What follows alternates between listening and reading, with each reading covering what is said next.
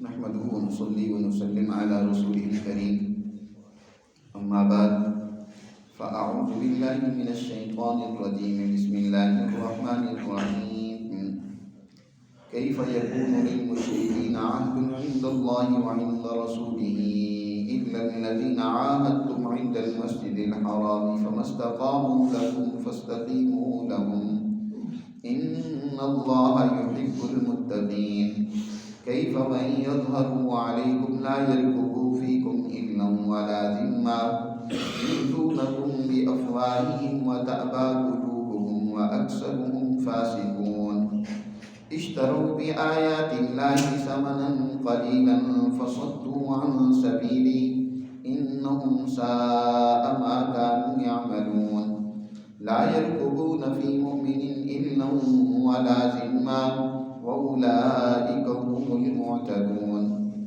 فإن تابوا وأقاموا الصلاة وآتوا الزكاة فإخوانكم في الدين ونفصل الآيات لقوم يعلمون وإن نكثوا أيمانهم من بعد عهدهم وطعنوا في دينكم فقاتلوا أئمة الكفر إنهم لا أيمان لهم لعلهم ينتهون ألا تقاتلون قوما نكثوا أيمانهم وهموا بإخراج الرسول وهم بلغوكم أول مرة أتخشونهم فالله أحق أن تخشوه إن كنتم مؤمنين قاتلوهم يعذبهم الله بأيديكم ويخزهم وينصركم عليهم ويشفي صدور قوم مؤمنين ويذهب غيظ قلوبهم ويتوب الله على من يشاء والله عليم حكيم أم حسبتم أن تتركوا ولما يعلم الله الذين جاهدوا منكم ولم يتخذوا من دون الله ولا رسوله ولا المؤمنين وليجا والله خبير بما تعملون صدق الله العظيم۔ سورہ برات جس کا نام سورہ توبہ بھی ہے، سورہ انفال کے بعد متصلاً بغیر بسم اللہ الرحمن الرحیم کے فاصلے کے ذکر کی گئی ہے، اور اس کی وجہ پہلے درس میں بیان ہو چکی ہے کہ یہ دونوں صورتیں مضامین کے اعتبار سے ایک ہیں۔ پہلی سورہ مبارکہ میں یعنی سورہ انفال میں اللہ نے اصول جنگ ذکر کیے تھے کہ جنگ اور لڑائی کے اندر مسلمانوں کو کن قوانین اور اصولوں کی پابندی کرنی چاہیے۔ اس سورہ مبارکہ میں کن لوگوں سے جنگ کرنی ہے اس کا اعلان، اور ان سے جن سے جنگ کرنی ہے ان سے جنگ نہ کرنے کی کیا وجہ ہو سکتی ہے، کیا موانع، یعنی اگر جنگ نہیں کریں گے تو اس کی خرابیاں کیا ہیں، اور جنگ نہ کرنے کا کوئی عذر نہیں ہے، کوئی موانع اور رکاوٹ نہیں ہے، بلکہ ضروری ہے کہ ان سے جنگ کی ہے۔ چنانچہ اس حوالے سے قرآن مقدس نے اس سورہ کے پہلی رکوع میں سب سے پہلے تو ان لوگوں کا تذکرہ کیا ہے جن سے جنگ کرنی ہے۔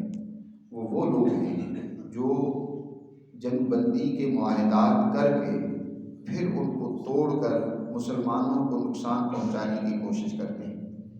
معاہدہ کیا لیکن اس معاہدے کو در حقیقت اپنی جان سازی کے لیے ڈھال بنا لیا، اس معاہدے کی کوئی پاسداری نہیں ہے، اس کی کوئی پابندی نہیں ہے، عہد و قرار کو محض ایک پرزے کا، ایک کاغذ کا پرزہ سمجھ کر جب چاہا توڑ دیا، پھاڑ دیا۔ تو ایسے لوگ در حقیقت اس قابل نہیں ہیں کہ ان کے ساتھ معاہدات کو برقرار رکھا جائے۔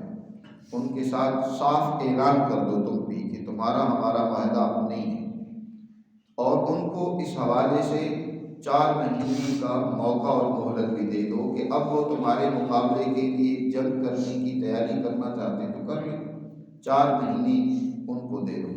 یہ سورہ مبارکہ جو کہ نازل ہوئی تھی فتح مکہ کے بعد، نبی کریم صلی اللہ علیہ وسلم نے جب انہوں نے اسی طرح کے معاہدات کی خلاف ورزی کی، صلح حدیبیہ جو سنہ 6 ہجری کے اندر ایک مشرکین مکہ کے ساتھ معاہدہ ہوا تھا جس میں 10 سال کے لیے جنگ بندی بندی کا معاہدہ تھا، امن و امان سے رہنے، کسی ایک فریق کو بھی کسی قسم کے اس کو نقصان پہنچانے کے حوالے سے اپنے آپ کو روکنے اور باز رکھنے کے حوالے سے معاہدہ ہوا تھا۔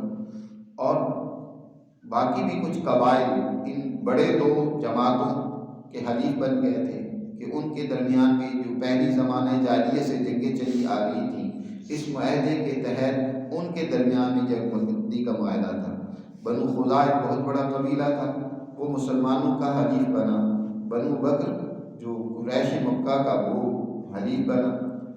تو لیکن ابھی اس معاہدے کو 2 سال ہی گزرنے پائے تھے کہ بنو بکر کے ساتھ مل کر قریش مکہ نے بنو خزاع کا وہ قتل کیا، اس قدر قتل و غارت گیری کی۔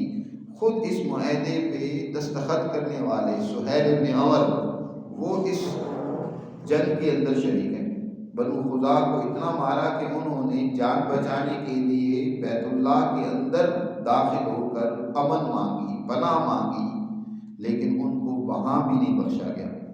آخرکار 40 افراد بنو خزاع کے کسی طریقے سے ان سے بچا کر نبی کریم صلی اللہ علیہ وسلم کی خدمت میں مدینہ منورہ پہنچ جاتے ہیں۔ آپ صلی اللہ علیہ وسلم سے انہوں نے داد رسی کی کہ آپ کے ساتھ ہمارا معاہدہ تھا، ہم آپ کے حلیف تھے، لیکن دشمن نے تو ہماری کوئی رعایت نہیں کی۔ آپ صلی اللہ علیہ وسلم نے اس عہد کی خلاف ورزی کرنے پر انہیں سزا دینے کے لیے جنگ کی تیاری کا حکم دیا۔ چنانچہ اسی وجہ سے رمضان المبارک کے اندر، یاد رکھو جنگ بدر بھی رمضان میں ہوئی ہے، فتح مکہ بھی رمضان کے اندر ہی ہوئی ہے۔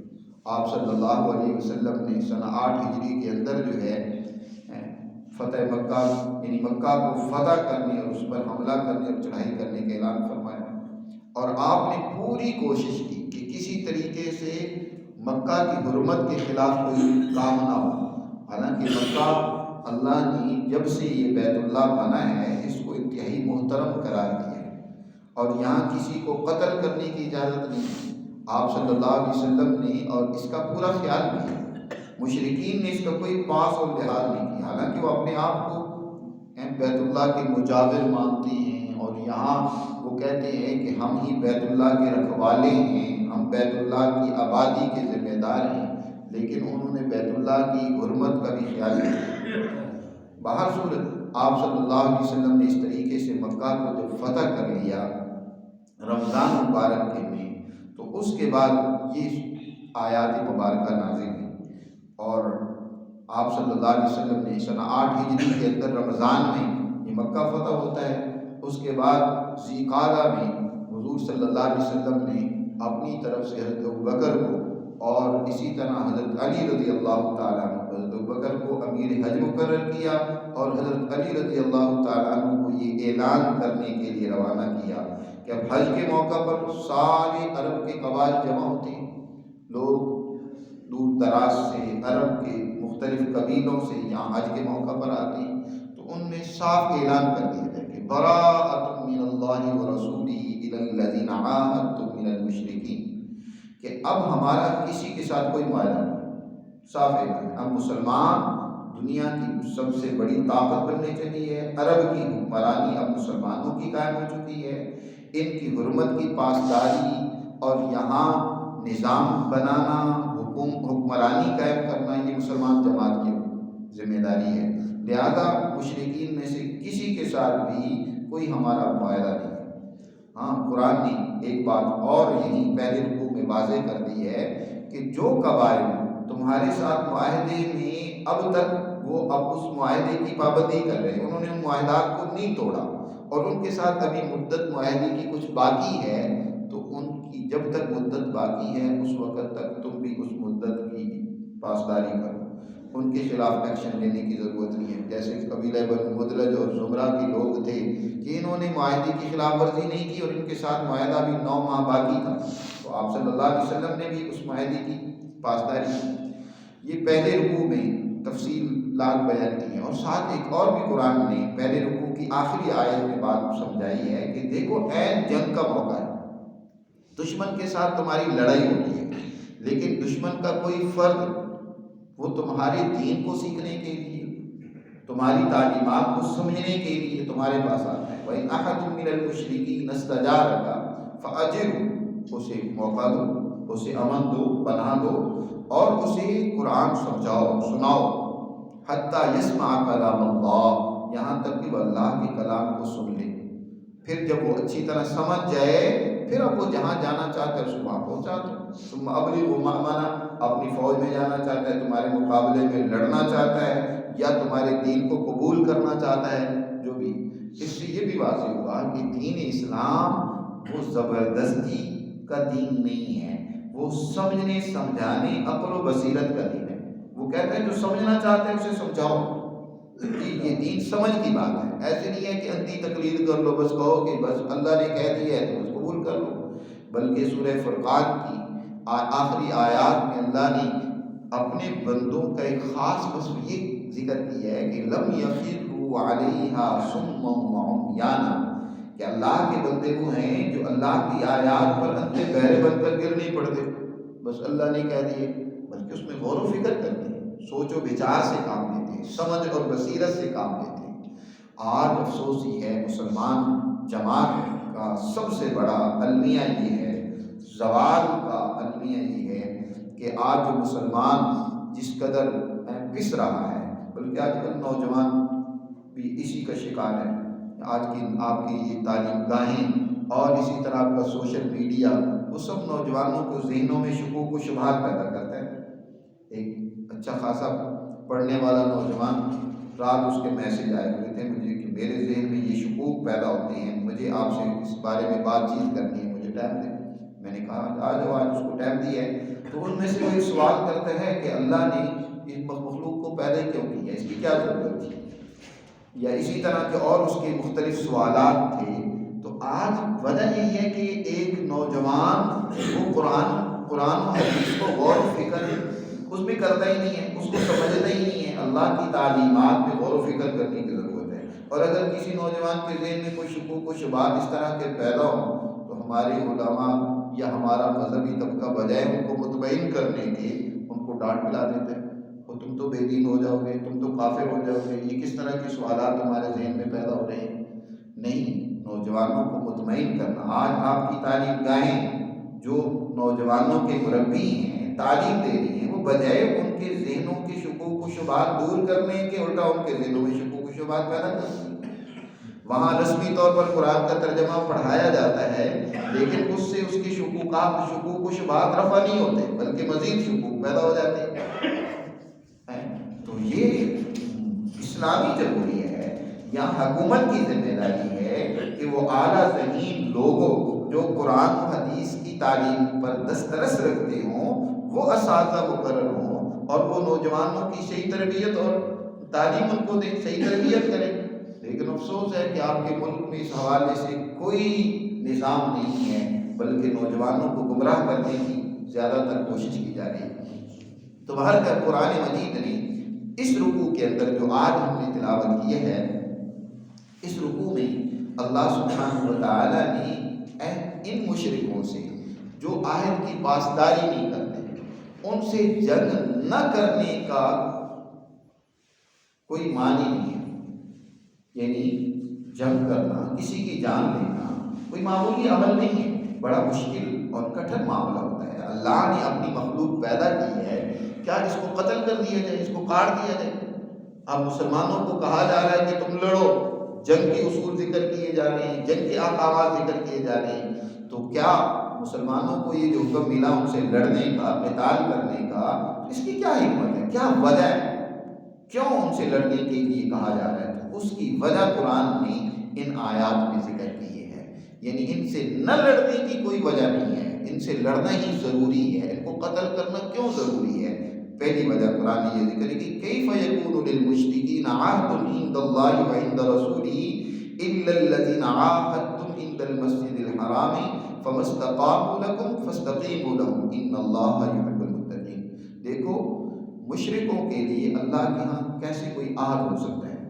مشرک اللہ پر ان کا ایمان و یقین ہی نہیں ہے، اللہ کا ڈر اور خوف ہی نہیں ہے، نہ تو انہیں اللہ کا کوئی ڈر ہے، نہ ہی اللہ کے رسول کی کوئی ان کے دل میں عزت و احترام ہے۔ بلکہ ان کے دشمن بنے ہوئے۔ اللہ کی ساری کائنات کا خالق ہے، مالک ہے، جس نے ان کی رہنمائی کے لیے اپنے پیغمبر اور رسول کو ان کی طرف مبعوث کیا، یہ اس کی دشمن بنے ہوئے۔ ان کو کوئی اللہ کے ساتھ عہد و قرار نہیں، اللہ کے رسول کے ساتھ ان کا کوئی عہد نہیں ہے، تو ان کے ساتھ پھر کیسے کوئی معاہدہ برقرار رکھا جا سکتا ہے؟ جب یہ اللہ سے نہیں ڈرتے، اللہ کے رسول کی عزت و توقیر ان کے دل میں نہیں ہے، تو یہ کیسے معاہدات کی پاسداری کریں گے؟ یہی ان کی عمل سے واضح ہے کہ بار بار معاہدات کو توڑ دی۔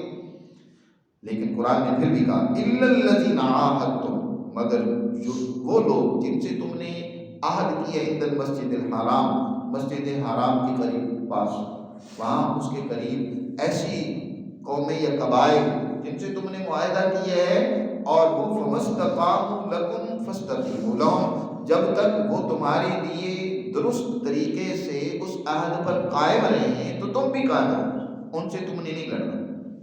مسلمان کے لیے نہیں ہے کہ بس جو بھی دشمن ہے اس کو کاٹ دے، اس کو قتل کر دے، نہیں، ان سے مشرکوں سے جن سے تم نے معاہدہ توڑا ہے ان سے تو نہ لڑنے کی کوئی وجہ نہیں ہے، کیونکہ وہ نہ اللہ سے ڈرتے ہیں، نہ اللہ کے رسول کی تعظیم ان کے دل میں ہے، نہ کسی عہد کی کوئی پاسداری ہے۔ لیکن جو لوگ عہد کی پاسداری کرتے ہیں وہ سمجھتے ہیں کہ یار ہم نے معاہدہ کیا ہے، اللہ کا ڈر ہے ان کے دل میں، تو فاستقیموا لهم، تم بھی اس عہد پر قائم رہو، کیونکہ ان اللہ یحب المتقین، بے شک اللہ پسند کرتا ہے کہ ان کو اس سے ڈرنے والے، جو اللہ سے ڈرتے ہیں، جو انصاف کرتے ہیں، جو معاہدات کی پاسداری کرتے ہیں۔ دوسری وجہ بیان کی، یعنی ایک وجہ تو یہ ہے ان سے لڑنے کی کہ یہ معاہدات کی خلاف ورزی کرتے ہیں، دوسری وجہ کیفا، کیسے ان سے لڑائی نہ کی جائے، معاہدے کو اب ان سے کیسے نہ ختم کر دیا جائے۔ انکار یہ کہ وَإِن يَظْهَرُوا عَلَيْكُمْ، اگر یہ تم پر غالب آ جائیں، اگر ان کو غلبہ حاصل ہو جائے، لَا يَلْتُوُوا فِيكُمْ إِذْنًا وَلَا ذِمًّا، تو تمہارے بارے میں کسی قرابت داری کا، کسی پاسداری کا، معاہدے کا کوئی خیال نہیں ہے، نہ تو علم جو کوئی ظاہر ہے۔ اب اس طرف مسلمان بھی سارے رشتہ دار ہیں، ادھر کفار ہیں۔ دیکھو سہیل بن عمر دشمنوں کے ساتھ ہیں شروع میں، بعد میں اللہ نے ان کو بھی اسلام کی توفیق دی، لیکن ان کا بیٹا حضرت عبداللہ ہے، حضرت ابو جندل ہے، وہ تو مسلمانوں کی صف میں کھڑے ہیں۔ عتبہ جو ہے وہ حضور صلی اللہ علیہ وسلم کا دشمن ہے، لیکن اس کا بیٹا حذیفہ رضی اللہ تعالیٰ عنہ مسلمان ہے، بیٹا ہے مقابلے میں، لیکن یہی عتبہ، یہی سہیل بن عمر، یہی ابو جہل ابو الحکم جس کا سگا بھائی مسلمان ہو چکا ہے، اب یہ مقابلے میں ہیں، بیٹی ہیں، بھائی ہیں، سارے رشتہ دار ہیں۔ حضرت عمر فاروق رضی اللہ تعالیٰ عنہ کا ماموں ہے ابو الحکم ابو جہل، بھانجا ہے، مقابلے میں رشتہ داری کا تو خیال ہو، کیا لڑائی جب ہوتی ہے تو کوئی رشتے کا کوئی خیال نہیں ہوتا؟ انہوں نے تو کسی کوئی رشتے کی بھی پرواہ نہیں کی ہے، بلکہ اپنی بیٹوں، بھائیوں اور اپنی بھتیجوں کو مارنے کے لیے میدان بدر میں تیاری کر کے آگے، تو کسی علم، کسی رشتہ داری کا ولا ذمہ اور کسی معاہدے اور پاسداری کا کوئی لحاظ نہیں کرتے۔ اگر ان کو غلبہ تم پر ہو تو یہ کسی رشتہ داری کا بھی لحاظ نہیں کریں گے، بلکہ زبانی جمع خرچ تو بہت کریں گے۔ زبانی طور پر انہوں نے معاہدہ بھی آپ سے کیا حدیبیہ کے موقع پر، یُؤْذُونَکُم بِأَفْوَاہِہِم، زبانوں سے ہی آپ کو خوش کرنا چاہتے ہیں، لیکن وَتَأْبَىٰ قُلُوبُهُم، ان کے دلوں میں آپ کی جماعت کی نفرت موجود ہے۔ اس کو جو زبان سے کہہ رہے ہیں ان کے دل میں نہیں ہے، ان کا دل اس کا انکار کر رہے ہیں، بلکہ فرمایا وَأَكْثَرُهُمْ فَاسِقُونَ، ان میں سے اکثروں کا حال یہ ہے کہ وہ معاہدات کو توڑنے والے، فاسق کہتے ہیں اس کو الذین ینقضون عہد اللہ من بعد میثاقہ ویقطعون ما امر اللہ بہ ان یوصل، جو معاہدات کو توڑے، رشتہ داریوں کو بجائے نبھانے کے ان کے خلاف اقدام کرے، رشتہ داریوں کو توڑے، معاہدات کو توڑے، وہ فاسق ہوتا ہے۔ تو ان میں سے اکثروں کا حال یہ ہے کہ وہ فاسق ہے، بلکہ قرآن کہتا ہے یہ خواہش پرست ہے۔ اشتروا بآیات اللہ ثمنا قلیلا، انہوں نے اللہ کے احکامات کے بدلے میں ثمن قلیل کو مول لیا۔ ثمن قلیل سے مراد یہاں خواہشات ہے، یہ خواہشات کی غلامی کر رہے ہیں۔ کیا ہے ان کے پاس؟ کوئی ویژن ہے، کوئی ان کے پاس کوئی منشور ہے، کوئی مقصد ہے، کوئی ہدف اور ٹارگٹ ہے جس کو لے کر یہ مسلمان جماعت کے خلاف لڑ رہے ہو؟ نہیں، کوئی مقصد نہیں ہے سوائے خواہشات کی کہ بھئی ہماری چودراہٹ قائم ہو جائے. یہ کیسے ہو سکتا ہے کہ بنو ہاشم میں سرداری اور عظمت پیدا ہو جائے, نبی ان میں سے آ جائے, بنو عبد شمس جو ہے ان میں سے کوئی نہ ہو. بس ایک خواہ مخواہ کی جھوٹی عزت, چودراہٹ, خواہش پرستی. اب یہ جتنے بڑے بوڑھے تھے وہ حضور صلی اللہ علیہ وسلم کے مخالف اور دشمن بنے ہوئے تھے. ان کے بیٹے نوجوان وہ سارے حضور صلی اللہ علیہ وسلم کے ساتھ حضور کا ساتھ دے رہے. یہ خواہشات جو ساری زندگی خواہش پرستی میں ڈوبے رہے, اب وہ خواہشات ایسی دل و دماغ میں گھسی ہوئی ہیں کہ ان کو چھوڑنے کے لیے تیار نہیں ہے. اشتروا بآیات اللہ, لیکن یہ خواہشات کیا ہے؟ وقتی ہیں, عارضی ہیں, جزوی ہیں. ان خواہشات کو انہوں نے اللہ کے احکامات کے بدلے میں خریدا. فصدوا عن سبیلی, اور اس طریقے سے یہ لوگوں کو اللہ کے راستے سے روکتے ہیں. اپنے بچوں کو انہوں نے بیڑیاں ڈال رکھی ہیں, اپنی بچوں کو روک رہی ہیں, اللہ کے راستے سے روک رہی ہیں, اللہ کی تعلیمات سیکھنے سے روک رہی ہیں. ان کا کوئی قصور نہیں, وہ لڑتے نہیں ان سے, یہ بدزبانی کرتے ہیں, انہیں برا بھلا کہتے ہیں, مارتے پیٹتے ہیں, ان کو بیڑیوں میں زنجیروں میں جکڑا ہوا ہے, لیکن وہ آگے سے ان کی کوئی شان میں گستاخی نہیں کرتے. اپنے باپ ہے تو اس باپ کی کوئی توہین نہیں کرتے, بلکہ ان کا احترام کرتے ہیں. یہ ان کو اللہ کے راستے پہ چلنے سے روکتے ہیں. فصدوا عن سبیلی انہم ساء ما کانوا یعملون, جو یہ کام کر رہے ہیں بدترین کام, برے کام, یہ برے کام کر رہے ہیں. تو اب بتاؤ ایسے بروں کے خلاف پھر جنگ نہیں کرنی چاہیے؟ کیوں نہیں کرنی چاہیے؟ لا یرقبون فی مؤمن, پھر قرآن بھی کہہ رہا ہے کہ ان کا حال یہ ہے کہ یہ کسی ایمان والے کے بارے میں کسی علم یعنی رشتہ داری کا, ولا ذمہ, نہ کسی پاسداری اور عہد کا.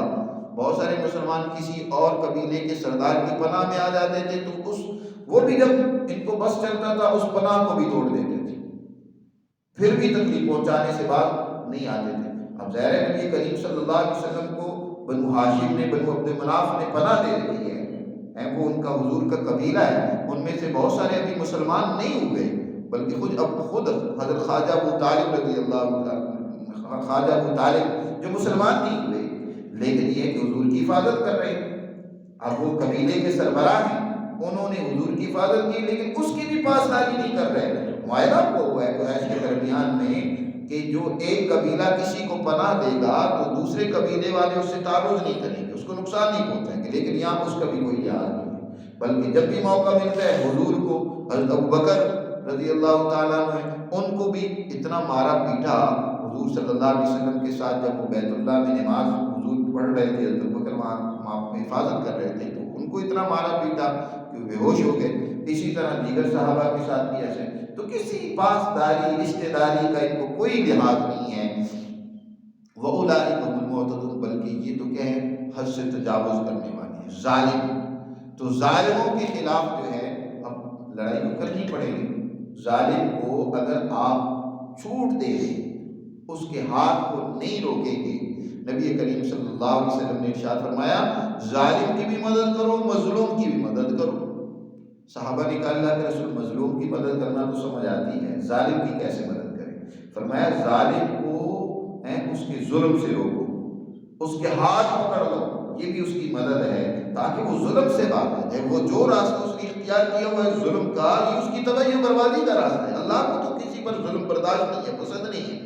تو اس کی مدد یہ کہ ظالم کو ظلم سے باز روکو. تو اگر ظالم کو ظلم سے نہیں روکیں گے تو انسانیت بیچاری اور بے چین ہو جائے گی, اور پریشانیاں بڑھیں گی. اس لیے ظالم کو روکنا ضروری ہے. لیکن یہ دشمنی کوئی ان کے ساتھ تمہاری انتقامی دشمنی نہیں ہے کہ اب تم کہو کہ ہم نے تو ہر صورت میں ان کو قتل ہی کرنا ہے, بلکہ فَإِن تَابُوا, اب بھی اگر وہ اپنے کرتوتوں سے توبہ کر لیں, جو کچھ انہوں نے کیا اس سے باہر آ جائیں, تابوا وَأَقَامُوا الصَّلَاةَ, صرف زبانی جمع خرچ نہیں بلکہ عملاً اسلام کے جو دو بنیادی احکام ہیں, نماز کو قائم کرنا, زکوٰۃ دینا. اللہ کے ساتھ تعلق قائم ہوتا ہے نماز کے ذریعے سے, اور انسانوں کے ساتھ ہمدردی کا تعلق پیدا ہوتا ہے زکوٰۃ کے ذریعے سے, ان پر خرچ کریں. تو پھر اگر وہ توبہ کر لیں, نماز قائم کریں, زکوٰۃ دیں, تو فَإِخْوَانُكُمْ فِي الدِّينِ, پھر وہ تمہارے دینی بھائی ہیں. اب ان کے ساتھ کوئی تمہاری دشمنیاں نہیں. اور یہی دیکھیں وہ نوجوان جن کے ساتھ لڑائیاں ہو رہی تھیں، وہ قریش کے سرداران جن کے ساتھ مسلمانوں کی لڑائیاں ہو رہی تھیں، خالد بن ولید ہیں دشمنوں کی صف میں ہیں شروع میں، اکرمہ بن ابی جہل ہیں دشمنوں کی صف میں ہیں، خود ابو سفیان ہیں دشمنوں کے سربراہ ہیں، دشمنی ہے، لڑائیاں ہو رہی ہیں، غزوہ احد میں مسلمانوں کو نقصان بھی پہنچایا، اس طرح خندق کے موقع پہ بہت بڑا محاذ انہوں نے کھڑا کیا، لیکن بعد میں اگر مسلمان ہو گئے، انہوں نے توبہ کر لی اور دین اسلام کے احکامات کو قبول کر لیا، تو فاخوانکم فی الدین، تمہارے بھائی ہیں، وہ دشمنیاں ختم۔ یہ کوئی انتقامی دشمنی نہیں ہے، مسلمان کی جنگ تو ایک مقصد کے لیے ہے، وہ اللہ کی دین کو غالب کرنا چاہتا ہے، محض انتقامی کارروائی نہیں، بلکہ کئی ایسے موقع آئے کہ عین جنگ کے موقع پر دشمن نے رحم کی اپیل کی تو مسلمانوں نے فوراً اپنی تلوار کو روک لیا۔ حضرت علی رضی اللہ تعالیٰ عنہ غزوہ احد میں جو ان کا مد مقابل تھا، جب اس پر وار ہوا اور زخمی ہو گیا، اب اس نے حضرت علی رضی اللہ تعالیٰ عنہ سے رحم کی اپیل کی کہ مجھ پر رحم کر، حضرت علی نے فوراً تلوار روک دی، اس کو چھوڑ دیا، حالانکہ وہ حضرت علی کو قتل کرنے کا حریص ہے، وہ قتل کرنا چاہتا ہے، وہ مقابلے میں آیا ہے۔ حضرت علی رضی اللہ تعالیٰ عنہ نے باوجود اس کے کہ اس پر قابو پا لیا لیکن چھوڑ دیا اس کو۔ تو یہ مسلمان جماعت کو کہا جا رہا ہے کہ اگر وہ توبہ کریں، نماز کا نظام قائم کریں، زکوٰۃ کا نظام قائم کریں، تو فإخوانکم فی الدین ونفصل الآیات لقوم یعلمون، ہم اس طریقے سے تفصیل کے ساتھ احکامات بیان کرتے ہیں ایسی قوم کے لیے یعلمون جو علم و شعور سے کام لیتی ہے، یعنی مسلمان علم و شعور سے کام لیتے ہیں، ناسمجھی جہالت سے کام نہیں لیتے، اس لیے یہ احکامات ان کے لیے۔ وَإِن نَكَثُوا أَيْمَانَهُم مِّن بَعْدِ عَهْدِهِمْ وَطَعَنُوا فِي دِينِكُمْ فَقَاتِلُوا أَئِمَّةَ الْكُفْرِ إِنَّهُمْ لَا أَيْمَانَ لَهُمْ لَعَلَّهُمْ يَتَّقُونَ۔ قرآن کہتا ہے اگر انہوں نے اپنی قسموں کو توڑ دیا، من بعد عہدہم، تم سے پختہ عہد کیا، عہد اور معاہدہ کرنے کے بعد پھر انہوں نے اس معاہدے کو کیا کر دیا، توڑ دیا، اور صرف معاہدے نہیں توڑا، وَطَعَنُوا فِي دِينِكُمْ، تمہارے دین، سچے دین کے حوالے سے تم پر طعن و تشنیع کرتے ہیں، تم پر اعتراضات کرتے ہیں۔ صرف اعتراض ایک ہوتا ہے سمجھنے کے لیے، ایک اعتراض ہوتا ہے محض کھلواڑ بنانے کے لیے، محض اعتراض برائے اعتراض، طعنے دینا، تمسخر اور مذاق اڑانا اور تمہارے دین میں طعن کریں، تو فرمایا فَقَاتِلُوا أَئِمَّةَ الْكُفْرِ، تو جو کفر کے امام ہیں ان کو قتل کرو، ان سے قتال کرو۔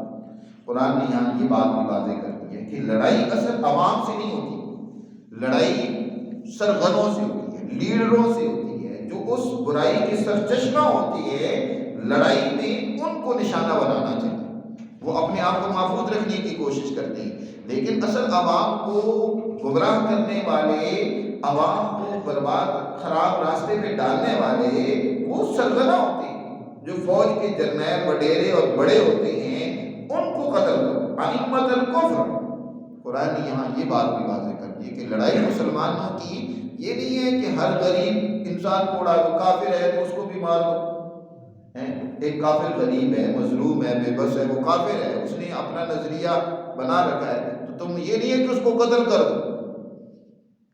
آج یہ بھی بہت بڑی خرابی ذہنوں میں ڈال دی گئی ہے۔ یاد رکھو عوام کے خلاف لڑائی نہیں ہوتی، لڑائی ہمیشہ ظالموں کے اور حکمران طبقوں کے، ان کے ائمہ کے خلاف ہوتی ہے، مظلوموں کے خلاف لڑائی نہیں ہے۔ فَقَاتِلُوا أَئِمَّةَ الْكُفْرِ، جو کفر کے امام ہیں ان کے خلاف قتال کرو، ان کو قتل کرو۔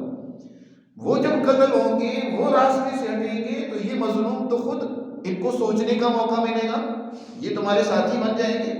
ایسا ہی ہوا جنگ بدر میں کن کو مارا گیا؟ ابو جہل کو مارا گیا، عتبہ کو، شیبہ کو، ان سرداروں کو قتل کیا گیا، تو اس کے نتیجے میں بہت سارے عوام میں سے کیا ہو گئے؟ مسلمان ہو گئے۔ تو اسلام ائمۃ الکفر کو نشانہ بناتا ہے، کیونکہ وہی فساد کی جڑ ہوتے ہیں۔ فقات باقی جو رہی عوام، وہ تو تم سے کوئی معاہدہ کر لیتے ہیں، ان کی معاہدے کی پاسداری کرو، ان کے جان مال کا ذمہ تم پر ہے۔ ذمی کا لفظ بھی بعض لوگوں نے بڑے غلط معنی میں استعمال کرنا شروع کر دیا کہ ذمی کا مطلب ہے دوسرے درجے کے شہری، حالانکہ ذمہ کا مطلب یہ نہیں ہوتا دوسرے درجے کے شہری. یہ جیسے کہ آپ کسی ملک میں بھی چلے جاتے ہیں تو وہاں ویزا لے کر جانے والوں کو دوسرے درجے کا شہری سمجھا جاتا ہے. وہاں کا اصل شہری تو وہی ہوتے ہیں جو وہاں کے رہنے والے ہوتے ہیں. لیکن اسلام میں ایسا نہیں ہے. ذمہ کا مطلب یہ ہوتا ہے کہ اب تمہاری ذمہ داری ہے اس کی جان مال آبرو کی حفاظت کرنا، اس کی مال کی حفاظت کرنا، اس کی ضروریات کی کفالت کرنا. نبی کریم صلی اللہ علیہ وسلم نے اپنے وصال سے پہلے ایسے کافروں کی ذمہ داری کے حوالے سے بڑی تاکید کی. فرمایا ذمیوں کی حقوق کا خیال کرنا. اسی طرح ابوبکر نے اپنے وصال سے پہلے حضرت عمر کو اس کی تاکید کی. حضرت عمر نے جو اپنی وہ کابینہ مقرر کی تھی کہ ان میں سے کسی ایک کو حکمران بنا دیا جائے، ان کو تاکید کی. اسی طرح حضرت عثمان نے اپنے بعد حضرت علی کو تاکید کی. حضرت علی نے اپنے بیٹوں کو تاکید کی. حضرت حسن نے حضرت معاویہ رضی اللہ تعالیٰ عنہ سے جب وہ خلافت کے حوالے سے ان کے ہاتھ پر بیعت کی تو ان کو تاکید کی کہ ذمیوں کی حقوق کی حفاظت کرنا. جی تو ذمی کا مطلب یہ ہوتا ہے کہ اس کا کی حقوق کی تم نے ذمہ داری لی ہوئی ہے کہ ان کے حقوق میں کسی قسم کی کوتاہی نہیں کریں گے. تو قتال لڑائی وہ ائمۃ الکفر کے خلاف ہوتا ہے، عوام کے خلاف نہیں ہوتا. یہاں عجیب بات ہے، اسلام کے نام پر جذباتی پیچھے مقاصد اپنے ہوتے ہیں، دشمنی اپنیاں ہوتی ہیں، مفادات اپنے ہوتے ہیں. کسی عوام میں سے ایک کے اوپر الزام لگا کر کوئی نہ کوئی گستاخ کا الزام لگا لیا، کوئی نہ کوئی ایسا الزام لگا کر اس بیچارے کو قتل کر دیا جاتا ہے. اس کی یاد رکھو اسلام میں کوئی اجازت نہیں ہے. جو اصل دشمن ہے اس کے خلاف بات ہی نہیں کرتے. جی اور جو عوام ہوتی ہے اس کی دشمنی دل میں لے کر بیٹھے ہوتے ہیں. کوئی عیسائی ہو، کوئی یہودی ہو، کوئی ہندو ہو، عوام میں سے ہے، وہ بیچارہ اپنے امن سے ایک زندگی گزارنا چاہتا ہے تو ٹھیک ہے، اس کے بد اعتقادی کی سزا اسے مرنے کے بعد ملے گی. دنیا میں اگر وہ امن سے رہتا ہے، معاشرتی مسلمانوں کے قوانین کی پابندی کرتا ہے تو پھر اس کے خلاف جنگ نہیں ہے.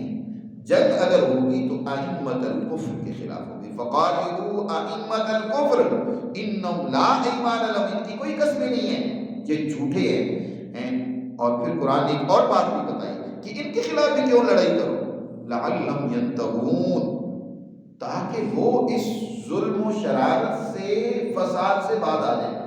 ان کو ظلم سے روکنا مقصد ہے. وہ ان کی ظالموں اور ائمۃ الکفر کی بھی ساتھ جو لڑائی ہے یا جنگ ہے وہ ان کے ساتھ کوئی ذاتی انتقام یا دشمنی نہیں ہے، بلکہ اس ظلم سے ان کو روکنے، لعلہم ینتہون، ظالم کو ظلم سے روکنے کے لیے. پیچھے سورہ انفال میں بھی گزرا ہے لعلہم یذکرون، لعلہم ینتہون، تاکہ وہ باز آ جائیں، تاکہ وہ سمجھ جائیں کہ یہ انسانیت کے لیے اس طریقے سے ظلم و فساد، بدماشیاں ہیں، یہ تو درست نہیں ہے. تو ان کو روکنے کے لیے لعلہم ینتہون، تاکہ وہ باز آ جائیں. پھر قرآن نے کہا الا تقاتلون قوما نکثوا ایمانهم وہموا باخراج الرسول. یہاں قرآن مجید نے 3 وجہ ذکر کی ہیں ان سے نہ لڑنے کی.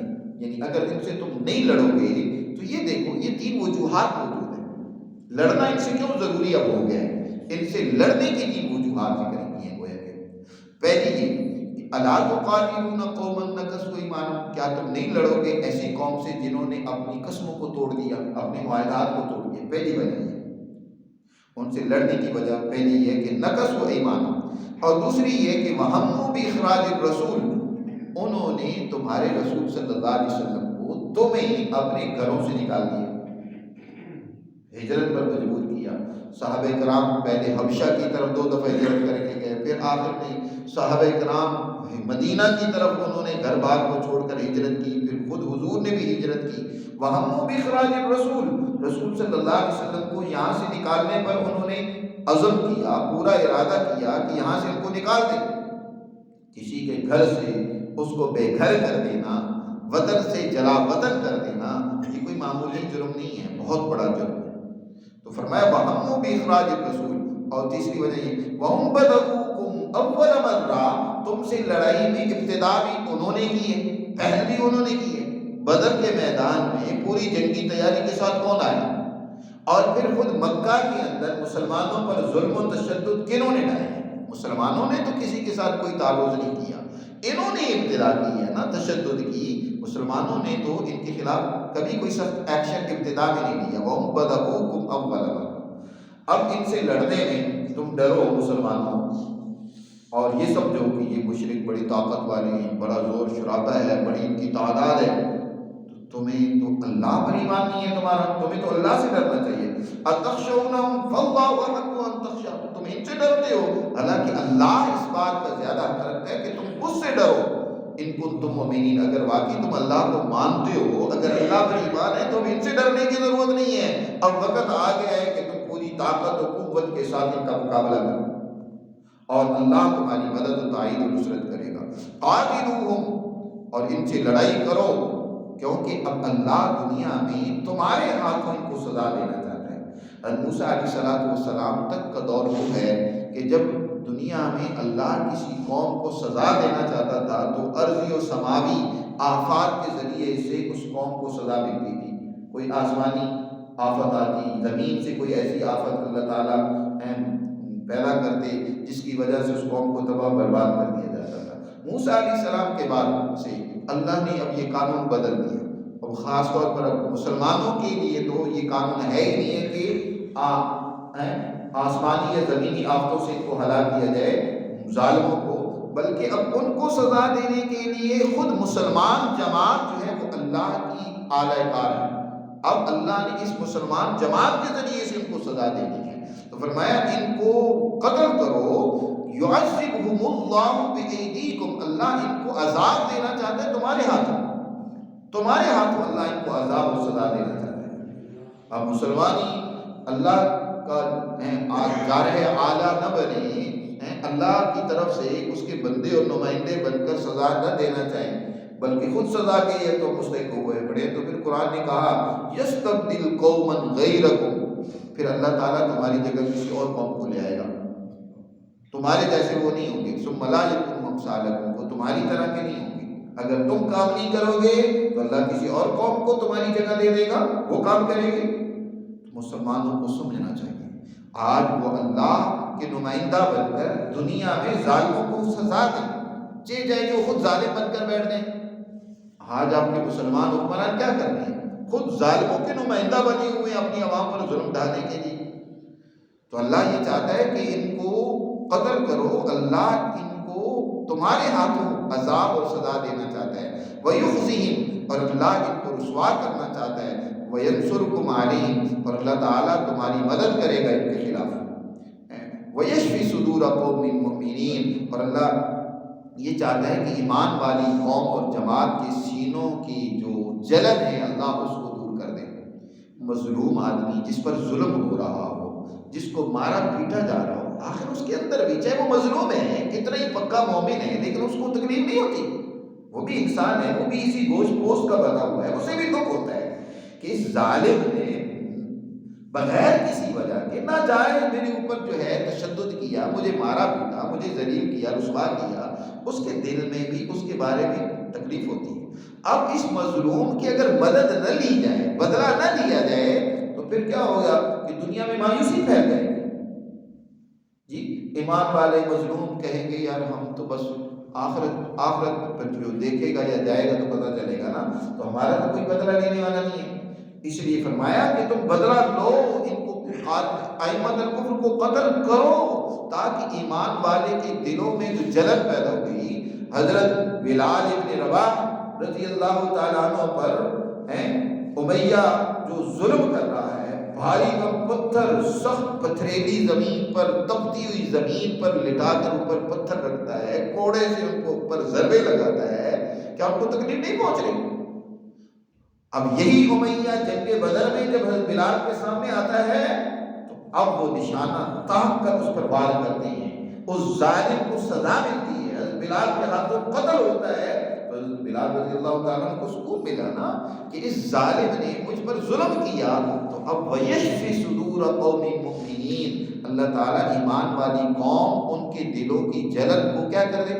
دور کر دے، شفا ہونے دے ان کے دلوں میں، جو وہ ان کے بارے میں ایک ظاہر دل میں جو تکلیف تھی وہ اس طریقے سے جب تمہارے ہاتھوں ان کو سزا ملے گی، جب بندہ اپنے ہاتھ سے سزا دیتا ہے نا تو اس سے اس کو پھر سکون ملتا ہے کہ ٹھیک ہے اس نے مجھ پر ظلم کیا تھا۔ تو حکم بھی یہی ہے کہ جب کوئی آدمی کسی کو کوئی تکلیف پہنچاتا ہے تو بدلے میں اس کو حکم دیا جاتا ہے کہ تم اس کو اتنی ہی تکلیف پہنچاؤ جیسے اس نے تکلیف پہنچائی ہے، تاکہ اس کی اس دل کی جلن کو کیا ختم کیا جائے، اس کو سکون ملے۔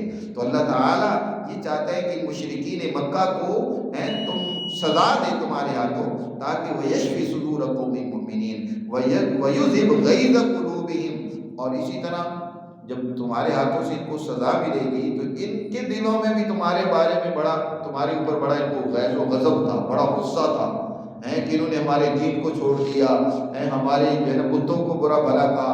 تو ان کا غصہ جو ہے نا وہ بھی تبھی ٹھنڈا ہوگا جب تم اپنے ہاتھوں سے ان کو کیا، ان کا گلا کما کرو گے اور دور کر دیں ان کے دلوں کے غیظ کو۔ وَيَتُوبُ اللَّهُ عَلَىٰ مَن يَشَاءُ، اور جس نے توبہ کرنی ہے تو پھر وہ توبہ کر لے، یا تو اپنی اسی غصے میں ہلاک ہو جائے، یا یہ ہے کہ وہ توبہ کر لے۔ وَيَتُوبُ اللَّهُ عَلَىٰ مَن يَشَاءُ، اللہ تعالیٰ جس کی چاہے توبہ قبول کرے۔ وَاللَّهُ عَلِيمٌ حَكِيمٌ، اور یاد رکھو اللہ سب کچھ جاننے والا ہے، حکمت و دانائی کا مالک ہے۔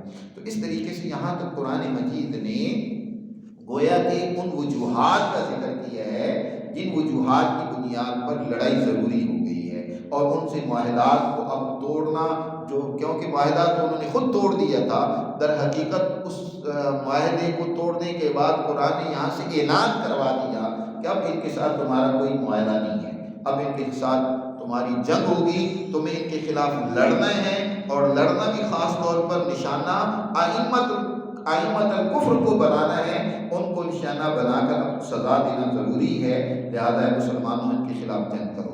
اب اگر تم جنگ نہیں کرو گے تو قرآن مجید نے اگلی آیت میں فرمایا ام حسبتم ان تترکوا، کیا تم صرف اتنا کہنے سے کہ ہم مسلمان ہو گئے اور اس کے لیے تمہیں کچھ لڑائی نہ کرنی پڑے، کچھ اس کے لیے آزمائشیں اور تکلیفیں نہ سہنی پڑے، تم سمجھ رہے ہو کہ اس طریقے سے تمہیں چھوڑ دیا جائے گا؟